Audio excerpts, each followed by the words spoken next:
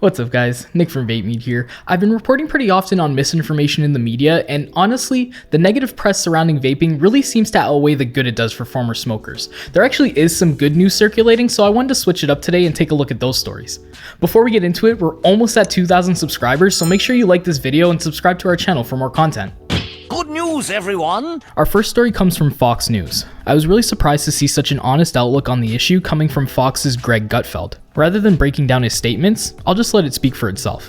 This in response to people getting sick and some dying from bootleg THC vapes. So in response to the effects of an illegal product, they target the legal. Users, many who took up vaping to quit smoking, could end up dying thanks to decisions that run roughshod over data. Because vaping is far less harmful than smoking, smokers who switch to vaping improve their health. Why? Because it's not the nicotine that kills in combustible cigarettes, it's the tar.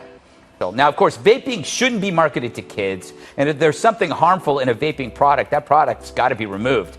But too often, bureaucrats prefer fear-mongering over fact-checking. Vaping has helped many to quit smoking, including me.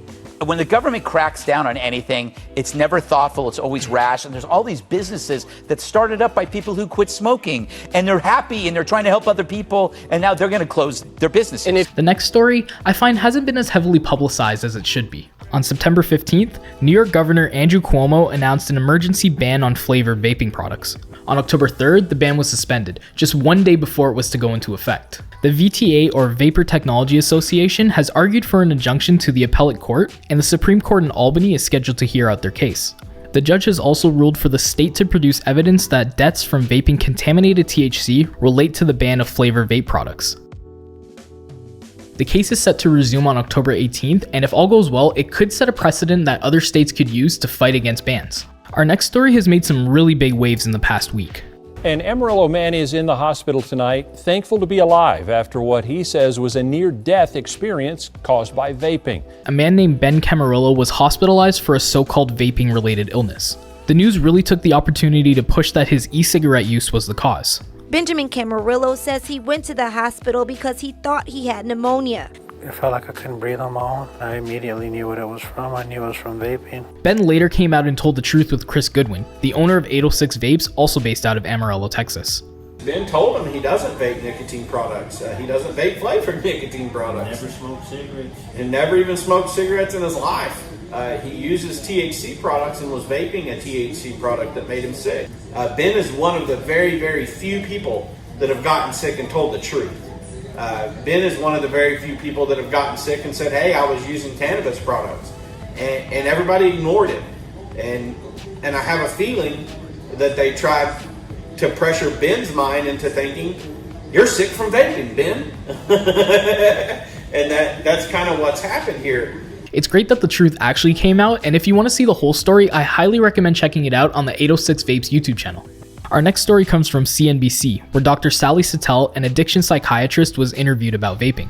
The CNBC host seemed skeptical, but Satel made some excellent points. Vaping nicotine for smokers, and that is the intended audience, and that's certainly the population for whom e-cigarettes were developed back in around 2007. It's actually the holy grail of public health for smoking, in that it supplies nicotine, which in and of itself is relatively harmless, but it supplies the nicotine without the smoke. And the smoke is what comes from burning tobacco and cigarettes, and that's what has the tar and the carbon monoxide, and that's what carries the carcinogens and what's harmful for hearts and the cardiovascular system in general. When asked about flavor bans which have been put in motion in the US, Dr. Satel had this to say.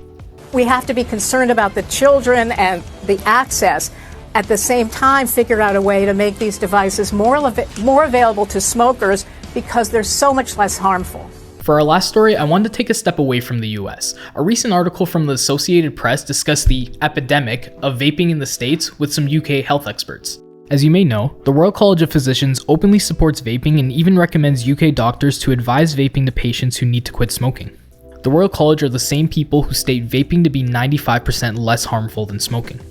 Dr. John Britton, who is the director for the UK Centre for Tobacco and Alcohol Studies in the University of Nottingham, said the US reaction to vaping is complete madness, and goes on to say, the reality with smoking is, if you tell people to stop vaping, they'll go back to tobacco, and tobacco kills. In September, Dr. Britton also put out his own article examining the decrease in smoking rates due to implementation of vaping. Unsurprisingly, the UK has seen a tremendous decline in smokers in recent years.